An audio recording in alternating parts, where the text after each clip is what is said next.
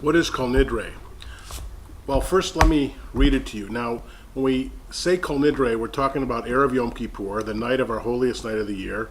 We're also talking about a specific prayer. Now, the word kol means all, and nidre, or neder, means vows. And here's a rough English translation. All vows, oaths, and promises, which we made to God and were not able to fulfill, from last Yom Kippur to this Yom Kippur. That's if your text says, Yom Kippurim she'avar ad Yom Kippurim hazeh, and some substitute the text Vad Yom HaKippurim, which would instead mean from this Yom Kippur till next, and I'll explain that difference in a minute. May all such vows between ourselves and God be annulled. May they be void and of no effect. May we be absolved of them and released from them. May these vows not be considered vows. These oaths are not to be considered oaths, and these promises are not to be considered promises. Now, that sounds a little weird to be the highlight prayer of the whole year. We do it in such a solemn way. The Torahs are all in white. The cantor chanting it's in white. The Ark curtain's usually in white. We put two Torahs next to the cantor to form like a Beit Din. It's so solemn and serious, and the music is so haunting. The melody is so beautiful and special, and the Jewish people, so many Jews know it, and they just love it and can't wait all year to hear about it. So why do those words go with that music, and why is it so powerful?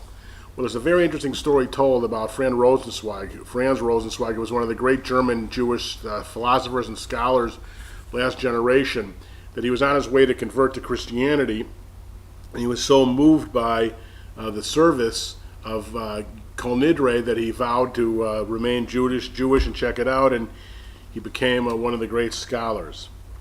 And it's actually not a prayer at all, it's a legal formula, which the rabbis thought was ridiculous. They denounced it as a foolish custom and tried to abolish it. But it stuck anyway. Its final version reflects a 12th century substitution of vows made in the future for vows made in the past, so as to do away with the obvious disregard for Talmudic law. Even so, it hardly represents Judaism at its moral best, you'd think, and it fueled German anti-Semitism in the 19th century. I even had an experience with it. I think I've mentioned this in other videos. When Norm Coleman, who was mayor of St. Paul before he became senator in Minnesota, was running, he was very friendly with me, and I got a call once from somebody who said, "Don't you Jews take some vow on your holiest day to annul all your vows?" And I said, "We take a vow to annul all our vows? Well, are you talking about Kol Nidre?" I said, "Why do you ask?" He said, "Well, one of you Jews, Coleman, is running for senator, and how will we know we can trust anything he says if you're going to annul all your vows?"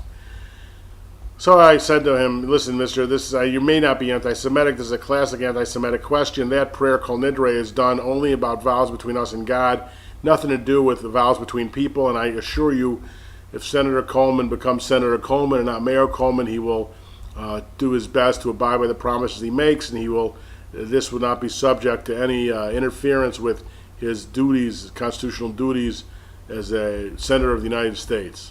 But that's the kind of problem you run into with this prayer. But still, the Jewish people are haunted by it. The music is unforgettable. The choreography of a courtroom trial is just phenomenal. In fact, Jews were chanting as far back as the 11th century. So that tune goes way back in Jewish history, 1,000 years. France, 14th century, German cantors were prolonging the melody to make sure latecomers got to hear it.